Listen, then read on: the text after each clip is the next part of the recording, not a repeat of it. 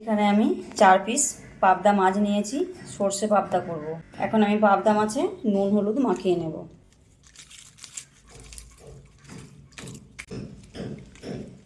পাবদা মাছের সাইজগুলো দেখবে, এই পাবদা মাছের পেটে ডিম আছে, কিন্তু পাবদা মাছগুলো খুব বড় বড়। এখন তো সব মাছের পেটেই ডিম। নুন হলুদ মাখিয়ে নিয়েছি। এর মধ্যে নিয়ে নেব আন্দাজ করে হাফ চামচের মতো সাদা সর্ষে, হাফ চামচের মতো কালো সর্ষে, আমি আন্দাজ করে নিচ্ছি, হাফ চামচ পোস্ত, দুটো কাঁচা লঙ্কা। এখন আমি বেটে নেব।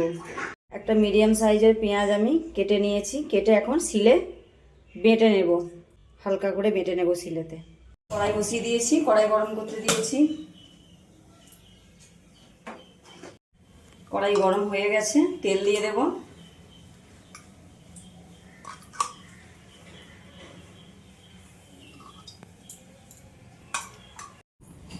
তেল গরম হয়ে গেছে,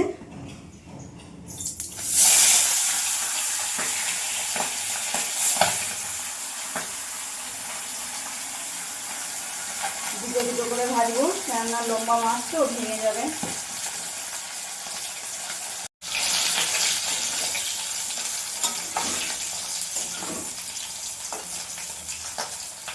ভেজে নিয়েছি। এই মাছ খুব নরম মাছ, খুব ধরে ধরে ভাজতে হয়। আমি খুব কড়া করে ভাজি না, এই যে একটু মানে কাঁচা রেখে ভেজেছি। কাঁচা রেখে ভাজলে পাবদা মাছ বেশি খেতে ভালো লাগে, আর একবারে লাল করে ভাজলে গাগুলো শক্ত হয়ে ছড়িয়ে যায়। এরকম এইভাবে ভেজে নিয়েছি।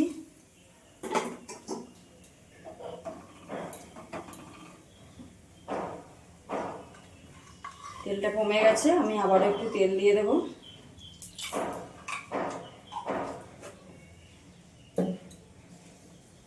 আবার দিয়ে দেব।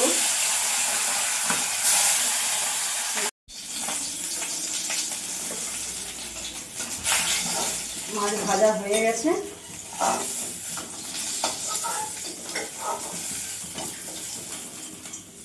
তুলে নেব।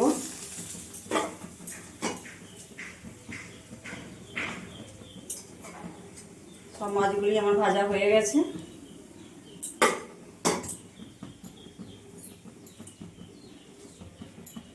কড়াইয়ের মধ্যে দিয়ে দেব কালো জিরে,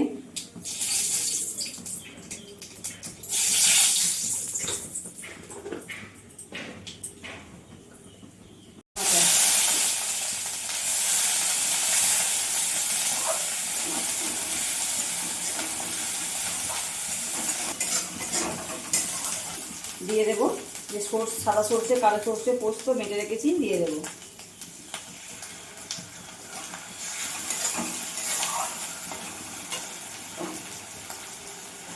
বাটিতে ধুয়ে আমি একটু জল দিয়ে দেবো, রান্না বাটির মধ্যে মশলা লেগে আছে।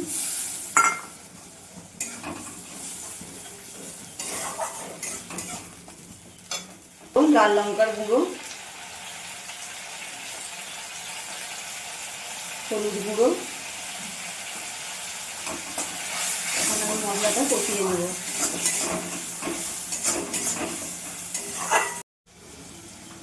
দিয়ে দেবো অল্প লবণ,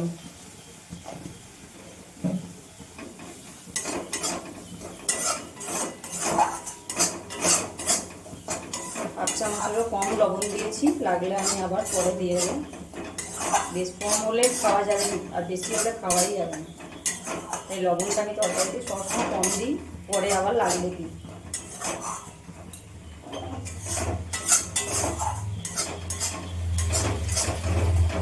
মশলা আমার কষানো হয়ে গেছে, দিয়ে এবার আমি জল দিয়ে দেবো।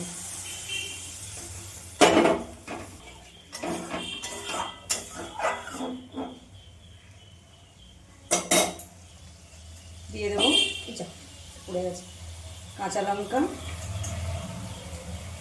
দিয়ে দেবো টমেটো।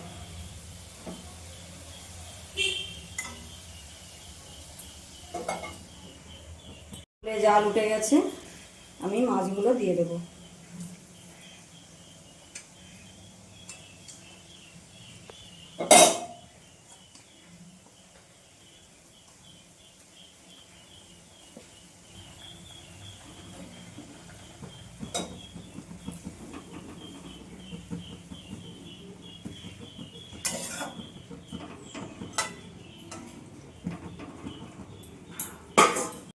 এটা আমি 5 মিনিটের মতো রান্না করে নেব।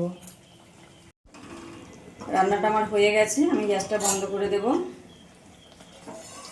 আমার রেসিপি যদি ভালো লেগে থাকে সকল বন্ধুদের কাছে আমার অনেক অনেক অনুরোধ রইল, আমার চ্যানেলটি সাবস্ক্রাইব করে দিয়ে আমার পাশে থেকো। সকল বন্ধুরা ভালো থেকো, সুস্থ থেকো।